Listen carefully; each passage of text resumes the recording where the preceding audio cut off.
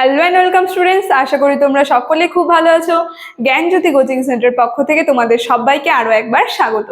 তো আমি মীরা ম্যাম, আমি আজকে তোমাদের সেমিস্টার থেকে দেখো বাংলা বিষয় যে আছে সেই বাংলা বিষয় থেকে অলংকার থেকে আবার একটি টপিক নিয়ে চলে এসেছি। ঠিক আছে, দেখো আজকে যেই টপিকটি নিয়ে আমি আলোচনা করব অলংকার থেকে সেটা হচ্ছে সন্দেহ অলংকার।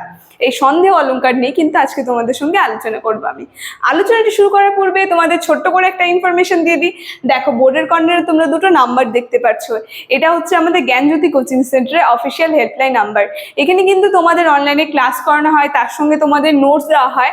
তো তোমরা যারা যারা এখনো আমাদের সঙ্গে যুক্ত হওনি, যুক্ত হতে চাইছো, তারা এই উপরে দেওয়া নাম্বার দুটির সঙ্গে কিন্তু যোগাযোগ করে আমাদের সঙ্গে যুক্ত হয়ে যেতে পারবে। ঠিক আছে, তাহলে আমি এবার আলোচনাটা শুরু করছি অলংকারের উপরে।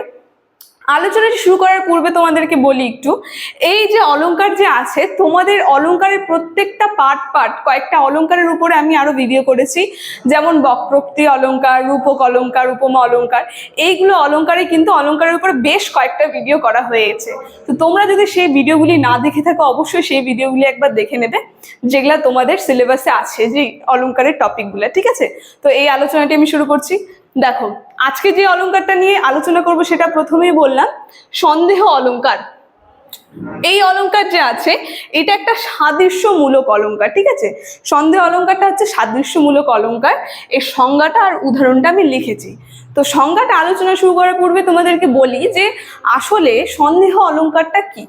দেখো সন্দেহ অলংকারটা যদি বলি, আমরা অলংকারের মধ্যে যদি যাই, দেখবো বাক্যের মধ্যে কি কি থাকে। একটা থাকে উপমেয়, ঠিক আছে, আর আরেকটা থাকে উপমান।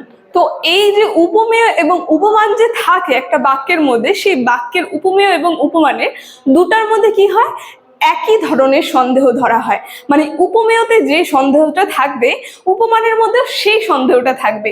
দুটার মধ্যে সাদৃশ্যমূলক সন্দেহ দেখা যায়। ঠিক আছে, এইটাই কিন্তু চলে যায় এই সন্দেহ অলংকারের মধ্যে। উপমেয় এবং উপমানের মধ্যে সাদৃশ্যগত মানে মিল, দুটা সন্দেহই মিল থাকবে। দেখো সংজ্ঞায় আমি লিখে দিয়েছি, বুঝতে পারলে আশা করি তোমরা। সংজ্ঞায় আমি লিখেছি যে অলংকারে উপমেয় এবং উপমানের দুটি ক্ষেত্রেই সমান সংশয় থাকে। সংশয় বলতে সন্দেহ। উপমেয় এবং উপমানের ক্ষেত্রে আমরা কি দেখব, একই সংশয় থাকে। ঠিক আছে, তো তাকেই বলা হয় কিন্তু এই সন্দেহ অলংকার। ঠিক আছে, তো প্রথমেই বললাম এই সন্দেহ অলংকারটা হচ্ছে একটা সাদৃশ্যমূলক অলংকার। ঠিক আছে, দেখো এখন আমি উদাহরণটা নিয়ে আলোচনা করি। উদাহরণটা নিয়ে আলোচনা করলে তোমরা আরো বেশি ভালো করে বুঝতে পারবে। ঠিক আছে, দেখো উদাহরণটার মধ্যে আমি যদি যাই, এখানে বলেছি কে তুমি হেদা, কে তুমি হেথা বিজনে বসি, নরকি ঋষি দেবতা অঙ্গ ছাপি পুণ্যপ্রভা চমকে। ঠিক আছে, কি বলেছে, কে তুমি হেথা বিজনে বসি, নরকি ঋষি দেবতা অঙ্গ ছাপি পুণ্যপ্রভা চমকে।